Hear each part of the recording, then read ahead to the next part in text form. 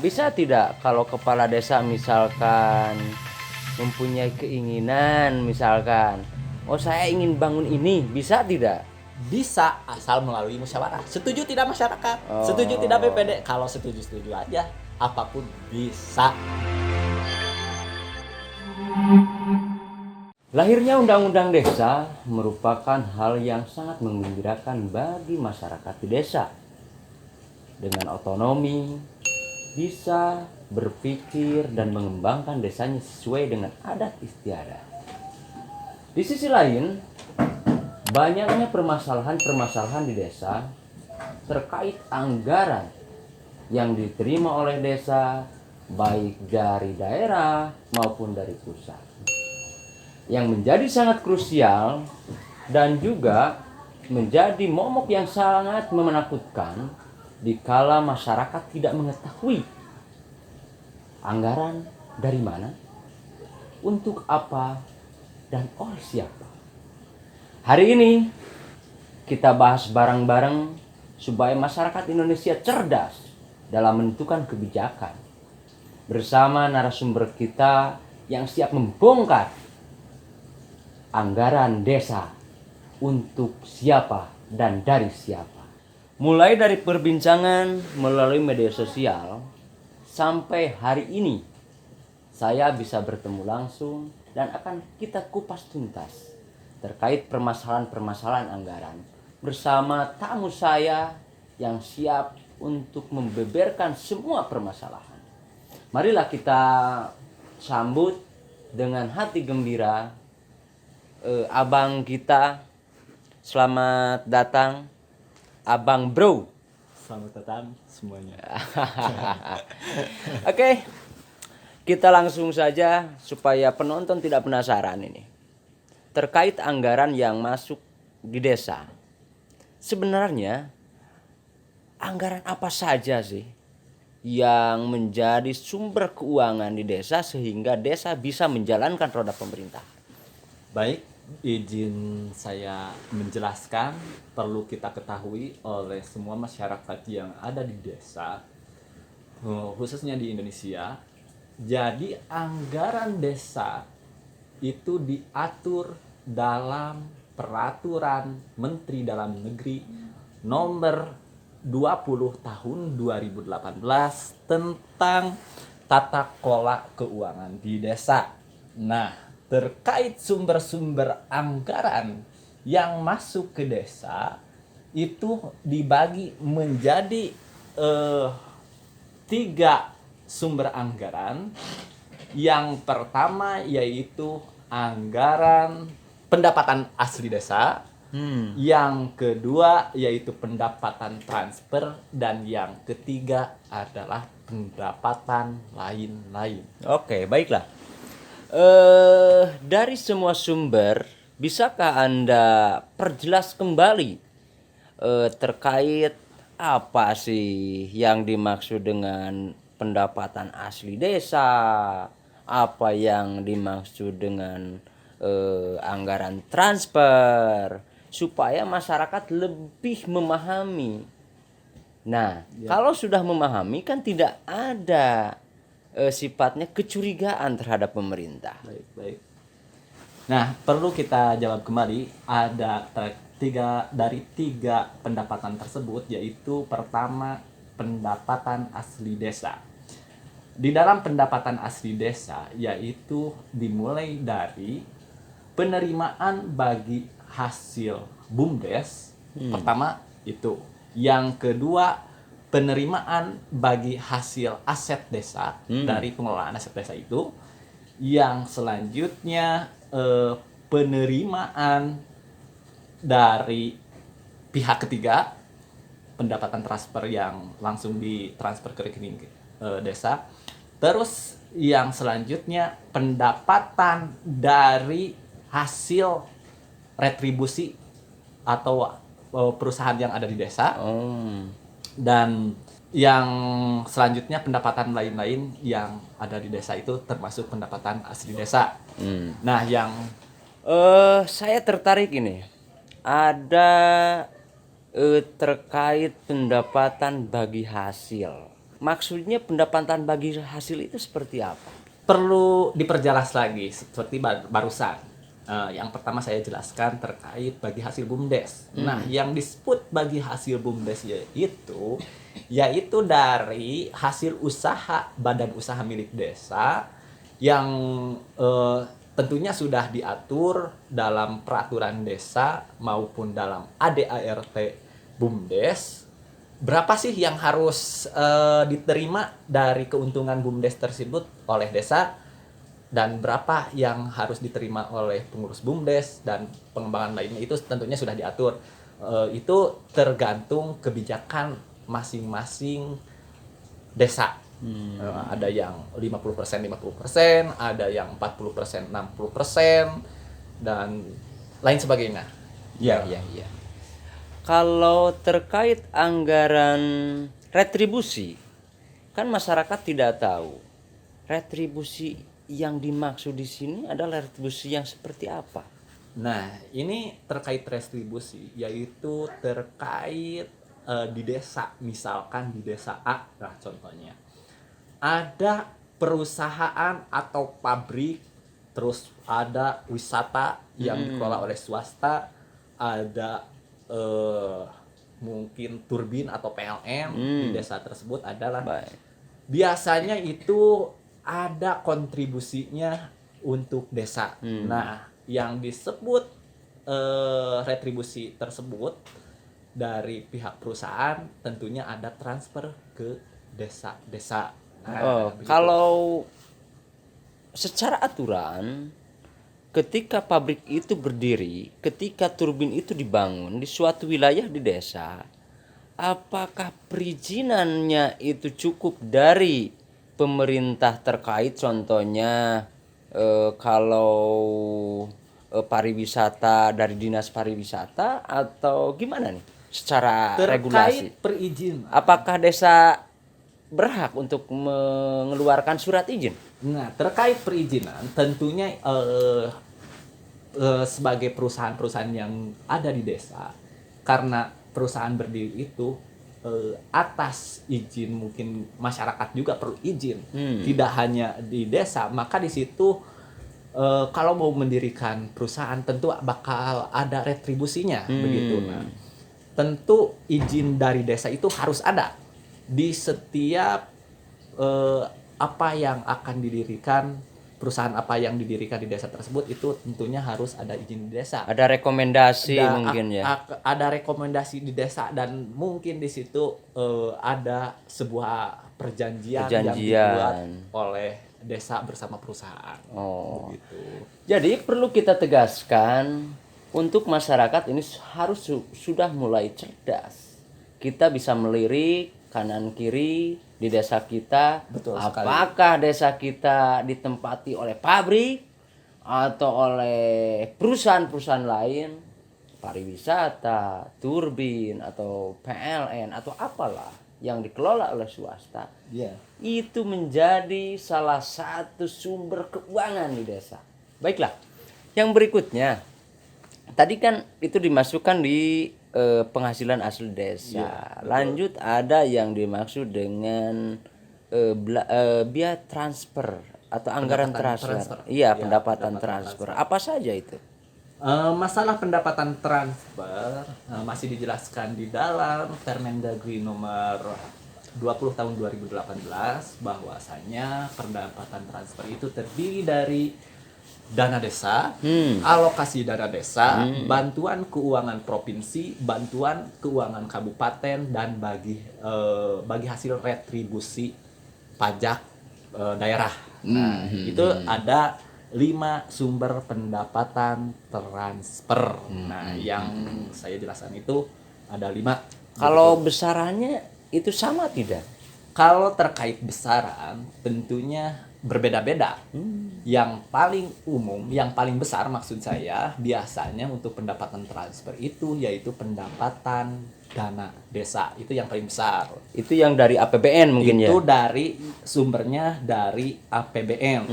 Nah, itu kalau alokasi dana desa itu bersumber dari masih APBN, cuman ditransfer dikelola lagi oleh pemerintah daerah dan ditransferkan ke desa-desa. Jadi anggaran yang dari pemerintah daerah atau kita katakan kabupaten Ya. itu ditransfer kembali disesuaikan dengan kebutuhan Di desa di desa masing-masing dan di kabupaten Dan masing-masing. itu biasanya dibuat dalam peraturan bupati tentang alokasi dana desa di setiap daerah, sama bupati menerbitkan peraturan terkait alokasi dana desa Oke. untuk digunakan di desa masing-masingnya untuk apa-apanya sudah diatur dalam bentuk peraturan bupati. Oke, gitu. itu 3. Yang keempat itu ada biaya transfer dari provinsi ya. Nah, untuk bantuan keuangan dari provinsi, tentunya di sini kalau yang namanya pendapatan transfer, siapa yang transfer tentu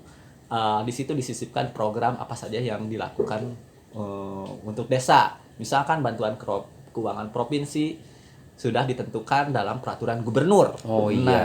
apa saja kegiatan-kegiatan yang harus dilaksanakan di desa dan untuk yang anggaran, misalkan contoh Provinsi Jawa Barat yang saya ketahui itu anggarannya 130 juta. Tapi itu sudah ditentukan dalam peraturan provinsi, misalnya untuk tunjangan kepala desa dan perangkat desa, tunjangan BPD, infrastrukturnya ada tentunya dan lain sebagainya lah gitu contohnya. Yang berikutnya bisa dijelaskan lagi tidak?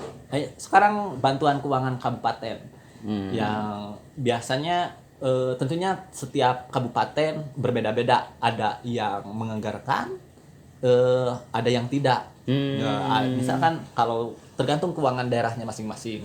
Misalkan kan biasanya untuk itu juga sudah ditentukan dalam peraturan bupati. Contoh di desa A mendapatkan bantuan keuangan dari kabupaten untuk rehab rumah tidak layak huni. Itu sudah ditentukan. Jadi ada transferan misalkan dari kabupaten 10 juta, aturannya sudah dibuatkan. Jadi desa tidak berwenang untuk menggunakan anggaran tersebut untuk kegiatan yang lain. Jadi harus sesuai dengan peraturan bupati. Oke. Baiklah, kita lanjutkan kembali. Itu adalah poin-poin penting yang masyarakat harus tahu tentunya. Begitu besar Dan satu lagi anggaran. tuh, ada pendapatan lain-lain, yaitu contohnya dari pendapatan bunga bank itu juga biasanya kan kalau dana besar, misalkan contohnya ditransfer ke desa 500 juta. Nah, itu tentunya ada, kalau tidak diambil selama 1 minggu atau 15 hari, itu tentunya ada bunga banknya dan itu masuk langsung ke rekening desa. Dan itu sah menjadi pendapatan asli desa. Kalau kita hitung-hitung nih, Ya. hitung-hitung rata-rata per tahun itu berapa sih anggaran yang diterima oleh desa? Itu tergantung desanya masing-masing. Ya rata-rata. Rata-rata kalau hitung rata-rata, kalau dari pendapatan transfernya tergantung provinsi mana, kabupaten mana. Kalau secara umum dana desa itu relatif, tergantung luas wilayah desa, jumlah penduduk desa, angka kemiskinan di desa. Itu menentukan untuk jumlah anggaran di suatu desa. Jadi kita tidak bisa pukul rata-rata bahwa desa, tapi kalau secara umum sih bisa dikatakanlah dari 800 juta sampai 3 miliar mungkin. 2 miliar adalah. Ada 2 miliar. Nah, sudah ada desa yang mendapatkan dana desa sampai 2 miliar. Gitu. Miliaran rupiah anggaran yang masuk di desa. Wow. Mungkin kita bicara itu luar biasa. Tapi kadang-kadang banyak masyarakat yang masih bertanya, Ya. kenapa sih infrastruktur di desa kok kayak gini? Ya, betul. Banyak yang demo ke istana terkait pembangunan. Sementara kan sudah ditransfer nih uangnya di desa. Ya. Yang saya mau tanyakan, dari anggaran miliaran yang masuk di desa, itu kegunaannya untuk apa saja sih sebenarnya? Apakah untuk fisik saja atau ada anggaran-anggaran yang memang sudah diprioritaskan untuk sektor lain lah Ya. yang sifatnya tidak bisa dirubah. Itu sudah saya jelaskan tadi terkait, ambillah contoh terkait dana desa dulu ya. Dana desa yang paling umum kita ketahui bahwa itu ditransfer dari rekening kas negara langsung ke rekening kas desa. Nah, dalam hal penggunaannya tentu ada peraturan Menteri Desa yang mengatur tentang apa saja kegiatan apa saja. Mungkin Menteri Desa sudah mempunyai program apa saja yang akan dilakukan di desa dan dipertegas kembali dalam peraturan Menteri Keuangan, dan tiap tahunnya itu berbeda-beda. Berbeda-beda. Apa saja kegunaan tahun ini, tahun berikutnya, dan itu menjadikan program nasional Menteri Desa.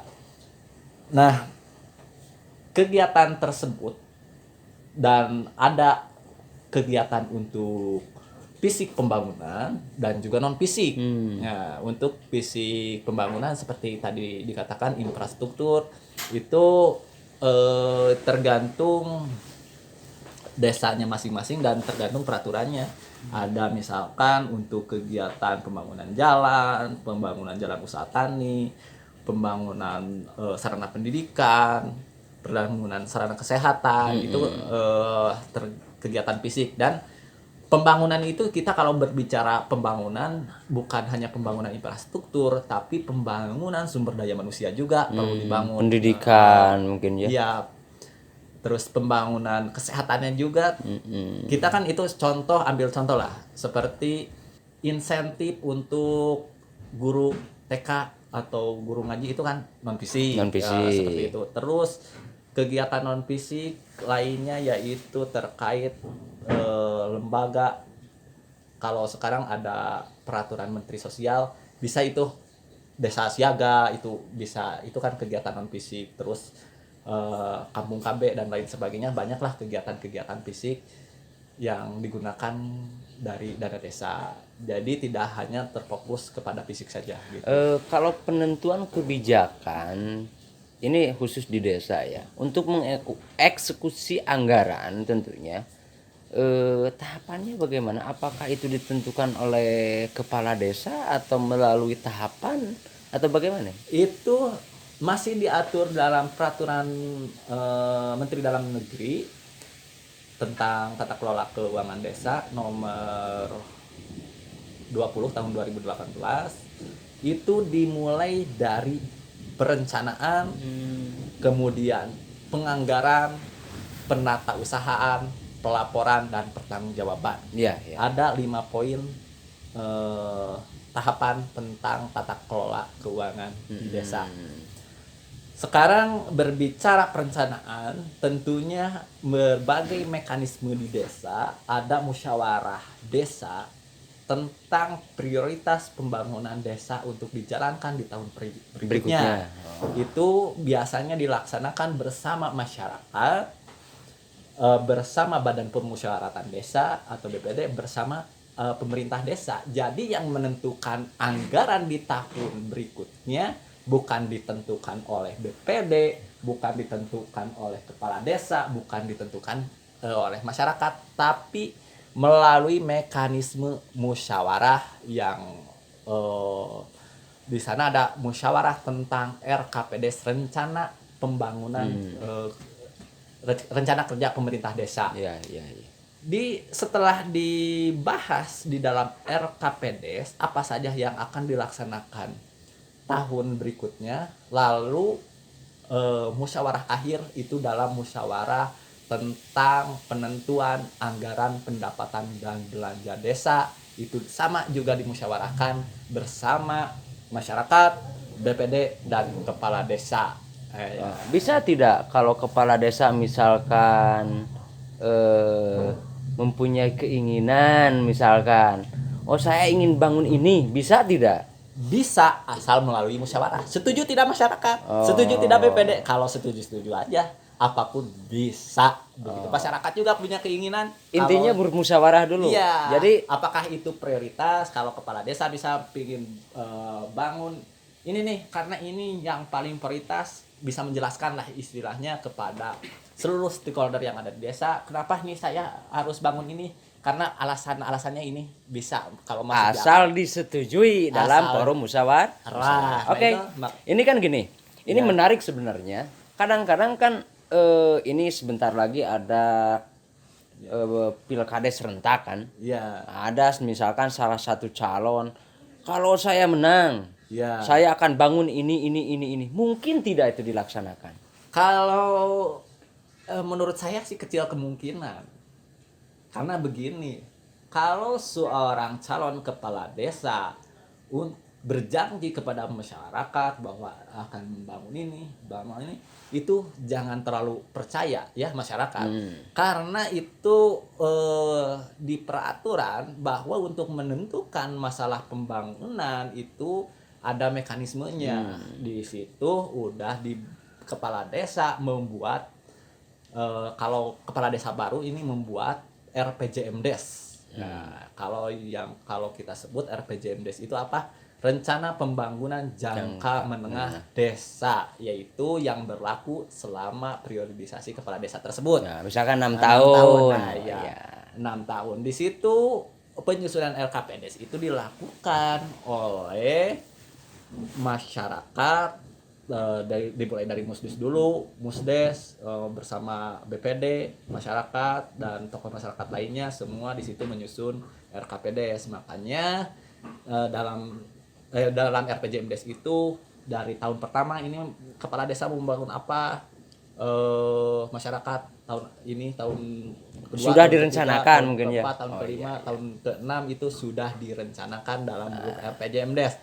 Nah, setelah dibuatkan RPJMDes, penentuan RKPDes juga kita mengacu kepada RPJMDes tersebut. Nah, apakah ada di RPJMDes tersebut untuk kegiatan ini? Kalau tidak ada, ya karena RPJMDes ditentukan di awal tahun gitu. Ini awal tahun dan awal menjabat mungkin ya. Betul. Awal menjabat dan dilaksanakannya itu per tahun, tahun 1, tahun ketiga dan tahun selanjutnya. Oke, perlu masyarakat tahu ini. Barangkali ada di desa kalian yang mau pilkada serentak, jangan terbuai dengan janji calon, karena itu tidak mungkin dilaksanakan. Ada tahapan mulai dari musyawarah yang tentunya akan menimbulkan satu permasalahan baru nantinya. Oke, lanjut. Boleh, silakan. Misalkan ini kan, Ya. kan ketika pembangunan terjadi kadang-kadang ada satu permasalahan, kadang-kadang tapi ini ya.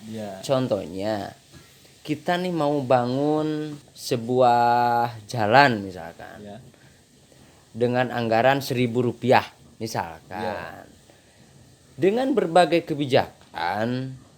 Contohnya di dalam RAB asalnya harga batu itu kan misalkan 400.000.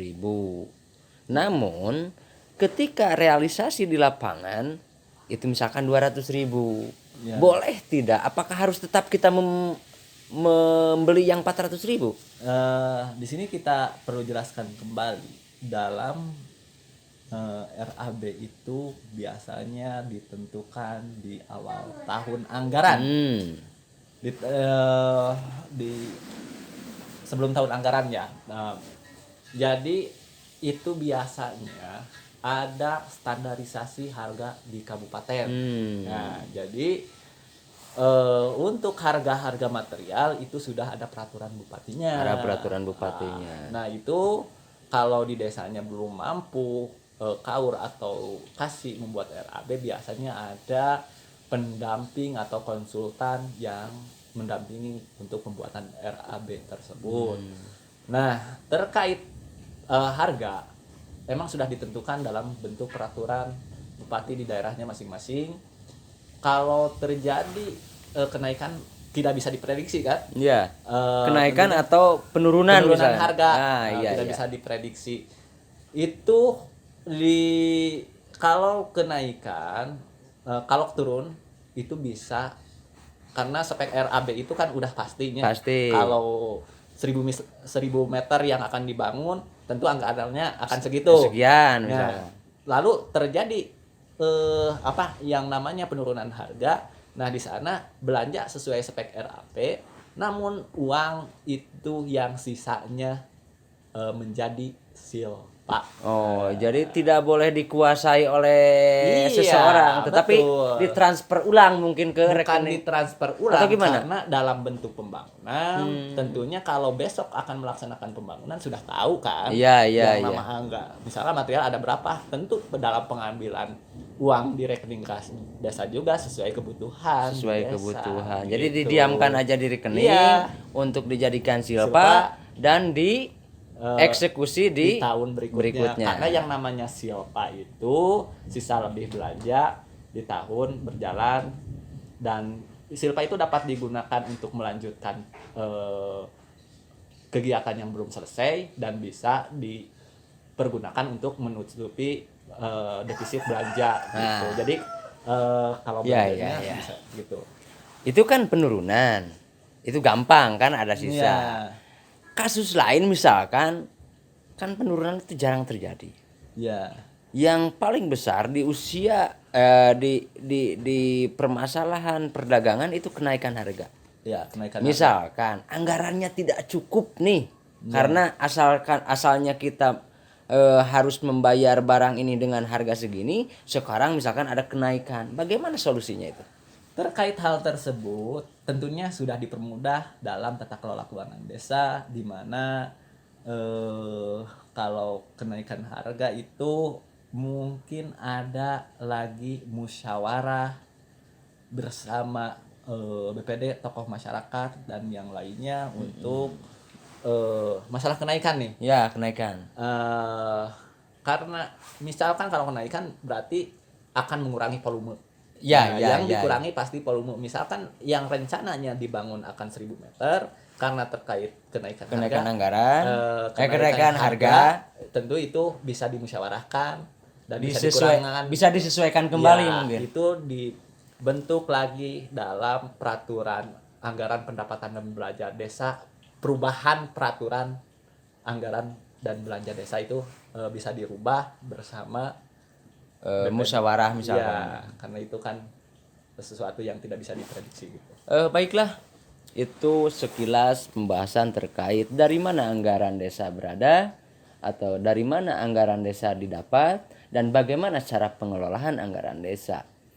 Tidak ada untung, tidak ada rugi, sesuai dengan musyawarah. Ada keuntungan menjadi silpa, ada kerugian ditutupi dengan musyawarah atau di dalam APBDes perubahan. Baiklah, terima kasih.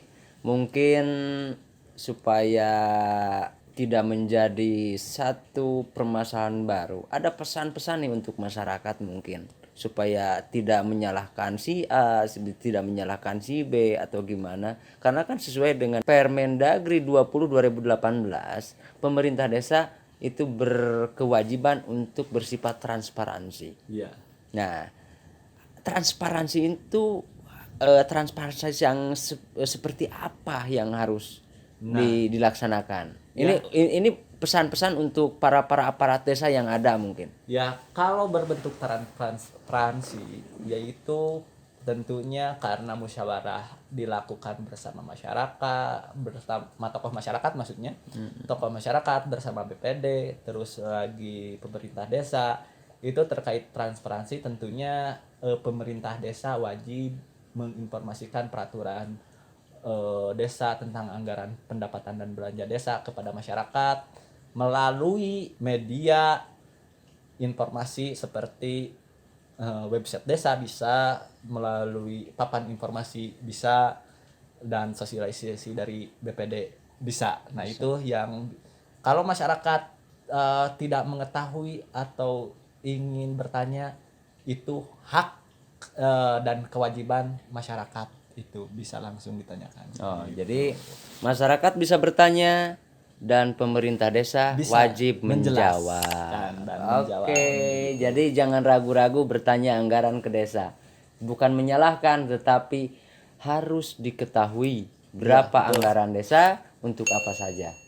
Supaya tidak ada permasalahan dan tidak ada dusta di antara kita. Terima kasih, sekian perbincangan kami tentang anggaran desa. Terima kasih. Ya.